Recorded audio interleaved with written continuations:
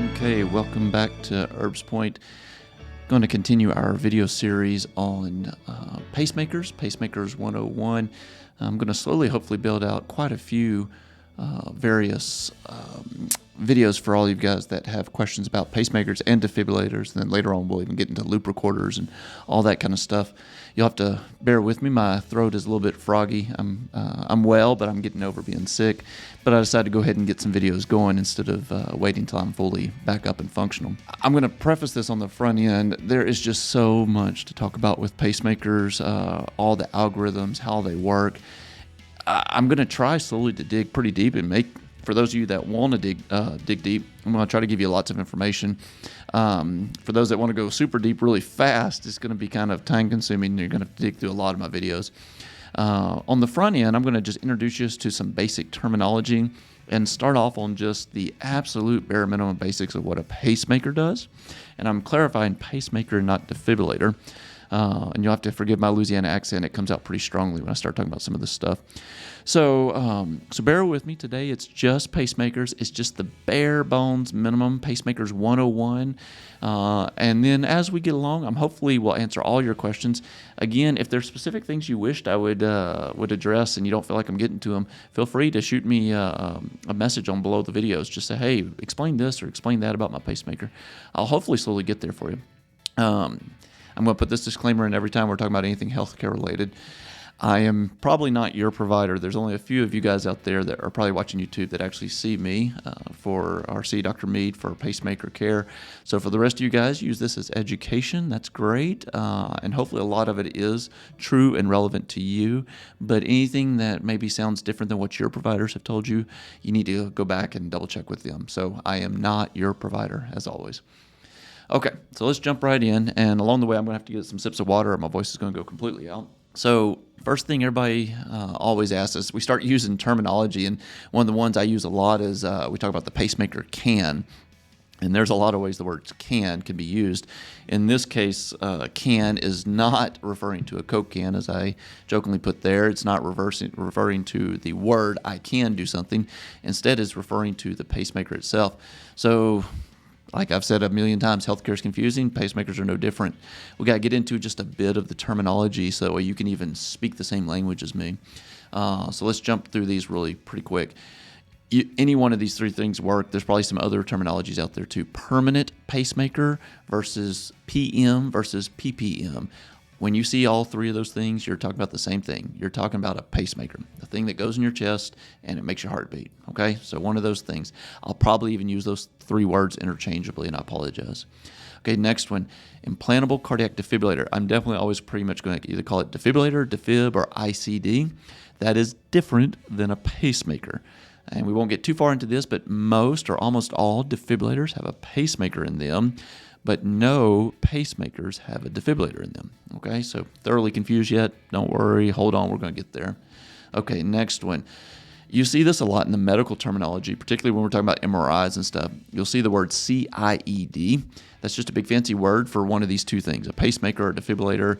Basically anything that can be implanted that has to do with cardiac. So anything implantable that's a cardiac device, it gets lumped into this term CIED. Again, MRI techs really care about that because that determines what type of MRI they can or can't do for you. So that might be a good terminology for some of you guys to be aware of. Okay, this is more specific now. The pocket, and if you go look at my wound care video, I talk about this a lot. The pocket is the place where we put the pacemaker. So again, I'm going to try to get out my camera. I'm going to go on the right side. The pacemaker pocket is typically up here in the shoulder. I'll show you on one of our little videos here in just a moment. So it's typically kind of in this area on the left side. It can be on the right side. So pacemaker pocket, that's an important one. Okay, moving back in here. What else do we have? We have, the SVC. I'm pretty much never going to refer to it as the superior vena cava. I can't even pronounce the word, so definitely probably not going to do that. But SVC, you're going to hear that a lot. That's the highway that we get things going into, and we'll talk about that again. I did throw this up there, the IVC. The IVC comes into play a lot with our ablations. That's for when we're coming from the bottom going up. So superior just means top, inferior means bottom. Doesn't mean one's better and one's worse. Inferior isn't worse. It's just the bottom. That's a medical terminology. So a lot of the things that come into our chest come in through the SVC. A lot of things that come in through our groin come in through the IVC.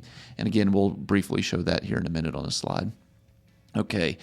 And then going back to the can, the pulse generator, the battery, it's all the same stuff when we're referring to it. The battery is a big part of the can. The can technically encompasses everything that's inside of the pacemaker. And I'm about to show you some images, so don't worry. But we use these words interchangeably, although technically there's a little slight difference there. All right, I don't think I got any more. Oh, I do. Okay, and then the header. We're about to jump right into that. The header sits on the top part of the can, and that is where the wires connect into the pacemaker. And again, don't worry. We're going to show you all those videos. Show you all those images. You don't have to try to memorize this, but these would be good words to kind of have a loose understanding of when I refer to them. Okay, let's move on. Get into the fun stuff. Okay, so like I was just talking about, when we're talking about the pulse generator, the pacemaker can, or the battery, what exactly are we talking about here? It's this entire thing, excuse me real quick. It's this entire thing that we're looking at here on the slide. I'm going to see if I can get my laser pointer on here real quick. Let's see here. Here we go, laser pointer. Got it. Big fancy thing. So the entire can makes up this whole subject right there. And again, in some of my other videos, and I think a little bit later on, I'll even show you what a can looks like on the outside. This is an X-ray. The battery is actually this part right here, and it makes up most of the pacemaker can. And you can see the little bit of circuitry right there. That sits on the top of the pacemaker battery. And then this up here is where the header is, and you can see the wires actually screw in right there and are connected. And the wires actually coil around and then head on off, okay? So this whole thing is the pacemaker can. This is sitting up in the left part of somebody's chest, and these wires are heading up into something called the subclavian vein, which then heads down to the SVC. Okay, so those are important little parts to know. So pacemaker battery, pacemaker electronics right there, pacemaker wires or leads, those are interchangeable words, pacemaker header right there. Believe it or not, every company's pacemakers look different, and on an X-ray you can actually tell what type of pacemaker you have if you know enough about the different companies. So even if you don't know what type of pacemaker you got, somebody should be able to take a chest X-ray and help identify what you've got there. Okay, these are not real pacemakers, but these are models of what real pacemakers look like. And so same thing as what we looked at on the X-ray. So if you were imagining the battery sits kind of in this general area right here, and then that circuitry sits right here, and then this whole thing is the header, and right here is where the wires would sit into play. Okay, so this one has a spot for 2 wires. This one right here has a spot for 3 wires that you could sit in there. Slightly bigger, but same thing. So we call this a dual chamber. So it has 2 wires, dual. CRT, that can be a CRT-P, which is a CRT pacemaker. That's a 3-wire. That's kind of the Cadillac pacemaker. Or a CRT-D, that's a 3-wire defibrillator. But again, still a pacemaker, still makes your heart beat at the basics. Okay? All right, and again, I just showed you for comparison here what you can look at. They actually make a single chamber pacemaker. I didn't show you that. That's a 1-wire pacemaker. Most people are getting a 2 or 3 chamber pacemaker these days. It's not always bigger is better. Sometimes you just need a single chamber pacemaker, and that is actually smaller and it's less metal in your chest. So sometimes it is fine. You may just want a single chamber pacemaker. For comparison's sake, I did put a single chamber defibrillator, which would be the smallest defibrillator we got. And as you can see, it's bigger than the biggest pacemaker that we have. And this is just from one company, and I used $1 because I didn't have a quarter around when I was taking this photo for reference. But that's a good approximation, if I can use my words right, of the size and what they look like. Okay, obviously the headers are not plastic in your chest, but in this case we went ahead and showed that. Okay, now we're getting into the fun stuff. So where does the pacemaker go? We talked about the pacemaker pocket, and I will tell you flat out, I'm not a drawer, so in here in just a minute we're going to try to do some drawing, but bear with me, it's going to be pretty terrible. Anybody that wants to come work for free and do my drawings for me, let me know. Okay, so it sits up here in the left part of your chest, and we talk about the pacemaker pocket. I'm me get back over here to me real fast so we can talk about that. So again, now we're starting to talk about, over here on the left side of my chest, starting to talk about this area right here. And so we've made an incision, we've tucked that pacemaker down into this pocket. And then if you feel right here on yourself, you can feel your clavicle vein, okay? So we insert below the clavicle into the subclavian vein, and we'll look back on that x-ray here in just a second. So find that bone in your chest upper here, that's your clavicle. Down below it is where the wire is that we stick that, the vein is that we stick that wire into. And then it travels over and then down. And let's get back to our images so we can see that. Okay, so here's our clavicle bone. We were just talking about that, we felt it. And then it ties in right there into the subclavian vein. Excuse me, sorry about that. And then it dives down and we get into the superior vena cava and then down on into the heart. And don't worry, I've got some close-up images. One thing that I made mention of, and this is important, let me go back to myself here so we can talk about this. So that this pacemaker goes into a wire right here. That wire feeds the entire bloodstream for your entire arm coming back to your heart. So as we put more and more wires into those veins, we do run the risk of slowing down the blood so much that you can develop a clot.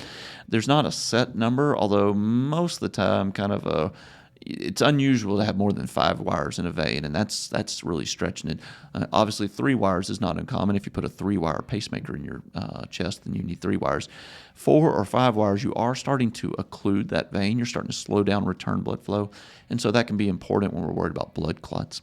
That's also something you'll hear us talk about abandoned leads, why we might switch over to the other side of the chest if we've already been over here. Again, we're just trying to avoid any secondary issues. Okay, so pacemaker sitting there. It's that same image I showed earlier. It's going into the subclavian, then going down to the superior vena cava, and then going down to the heart. Let's keep going. All right, here's where we're going to try to get in detail. So the word lead or wire, pacemaker electrode, pacemaker lead, all the same word, all means the same thing. I'm going to kind of use them interchangeably here. So it's just an electrical wire with insulation wrapped around it, and it's just transmitting electricity from the pacemaker down to your heart. Now, this again is not a defibrillator, it's a pacemaker. So we're talking about very, very, very small amounts of electricity. So we're talking like 0.5 volts, maybe 2 volts, maybe 3 volts at most. And we're talking about for milliseconds of time, maybe 1 millisecond, maybe even half a millisecond. So short amounts of time, little amounts of electricity. So these don't have to be huge wires that would be the size of something in your house or anything like that. But we do want the wire to transmit the electricity where we want it to. So we have that insulation wrapped around it, and that's a big issue for us. On the tip here, you can't really see it. I'm going to try to draw this out, and I'm just going to apologize on the front end. Here we go. Let's see what you guys think of this. Okay, so when we're talking about a pacemaker tip, let's see how we do here. So what we're drawing, this is the end of the pacemaker, and then there's a little corkscrew thing. Kind of looks like a wine bottle opener. Hopefully that looks right to you. That is the end, and typically that's the kind we use. They do make what's called a tined lead as well, but usually we use this kind where it screws into the heart muscle, and then right down here will be an area where the electricity actually is distributed, and that's where the actual pacing comes from, is right there. So again, hopefully that sort of makes sense, but imagine that on the very tip of this pacemaker wire right here. Again, I don't know if you can even see that or not, but imagine if you could zoom in really closely, you would see just a little small corkscrew. And then let me jump over here so I can get myself out of the way for you. And then right up here is where this part attaches to the header. That's also very important. It just plugs in there and attaches with a kind of a hex screw type thing. So that's about what a pacemaker looks like. Pacemaker wire or lead looks like. Okay.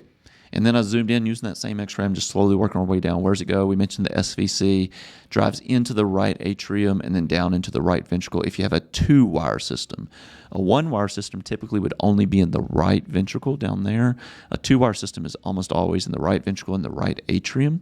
And I'll try to show that here again in a minute in my little drawing. I don't know if it'll be any good or not, but I'll do my best here. Let's toggle that over there. Before I jump over there, you can kind of see it zoomed in. I magnified it. You can see, if you look closely right there, the end, the tip, the tines, and then the pacing right there. Again, the tip of where the corkscrew's in and the pacing right behind it.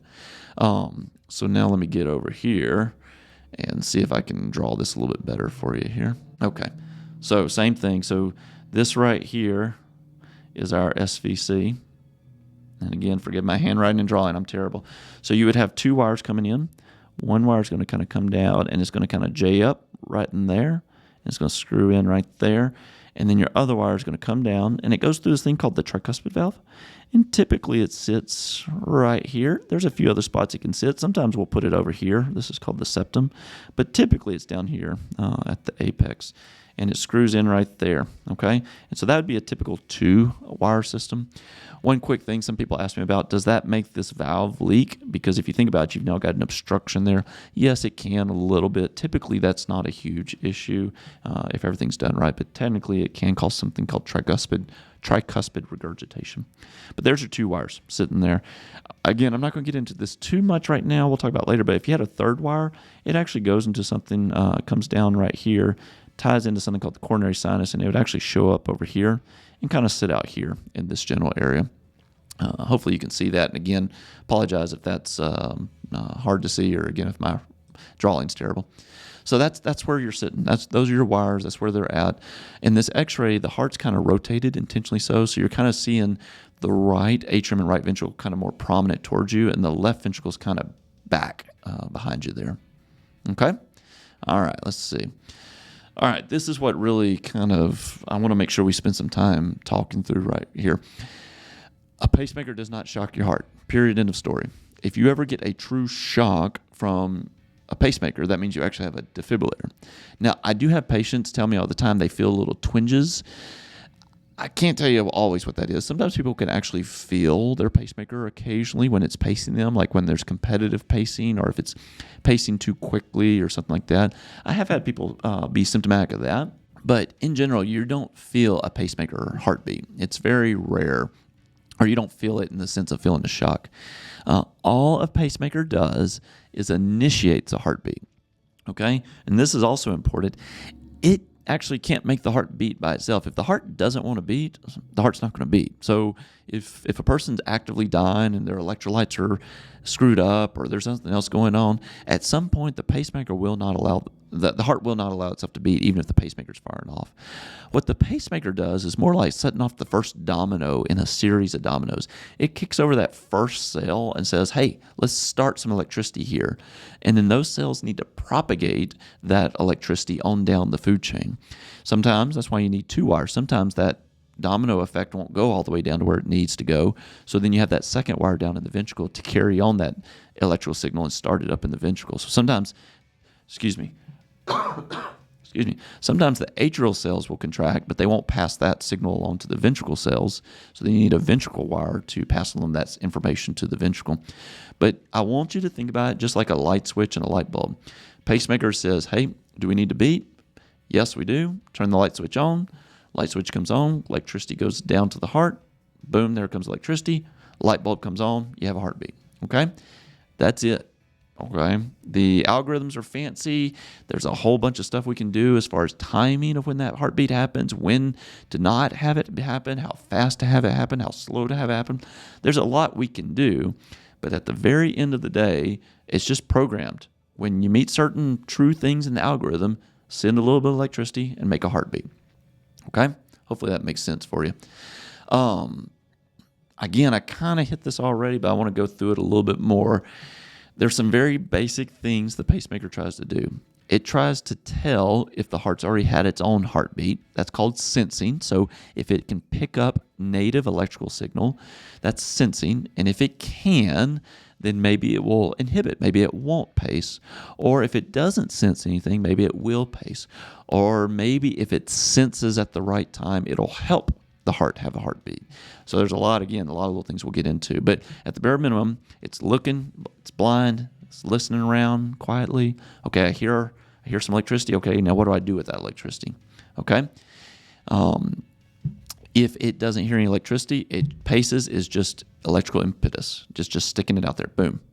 And then as soon as it does that first algorithm, the timer resets. It's like it's never had a heartbeat again. It never had a heartbeat at all, and it starts over. And we do another algorithm rundown, okay? And then we reset, go back to the beginning over and over.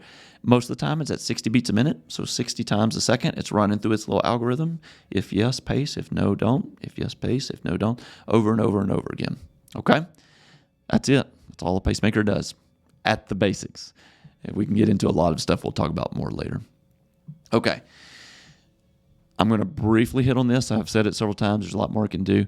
Yes, it can help you if you're having heart arrhythmias. It can actually help get you out of heart arrhythmias, particularly like these atrial heart arrhythmias, atrial fibrillation, atrial flutter, that kind of stuff. It can try to overdrive pace that. It can tell us about those heart arrhythmias for sure. It senses that bad heart arrhythmia, and it will alert me. It'll send me reports. That's actually very helpful. We use that quite a bit, and we'll talk about that some. It can have something called a rate response where it can measure your movement, just like these Apple phones and watches where they sense how much movement you're doing, and it can actually speed your heart rate up or that kind of stuff. There's quite a bit more it can do. We will get into each one of those little things individually. If there's one particular that seems very interesting to some of you guys and y'all want to put it out there as, hey, that's the next one we should get into, let me know. But I think we have the basics, where the pacemaker goes and what it does. Hope this was helpful. If it wasn't, if you feel like I could do better at something, if there's something you would like me to share a little bit more clarity on, or hey, CJ, slow down, or hey, CJ, that froggy Louisiana accent didn't work very well. Don't do that. Let me know. I'd love to hear about it. Okay? These are all the spots you can get in touch with me. The best one, the one I like the most, is actually on our YouTube channel. If you'll just post comments to the videos, I will actually go back in there and look. I may not reply to all of them, but I'll try to at least get a video back up if there's something that piques our interest. Thank you so much for listening, and I hope you enjoyed this and more to come.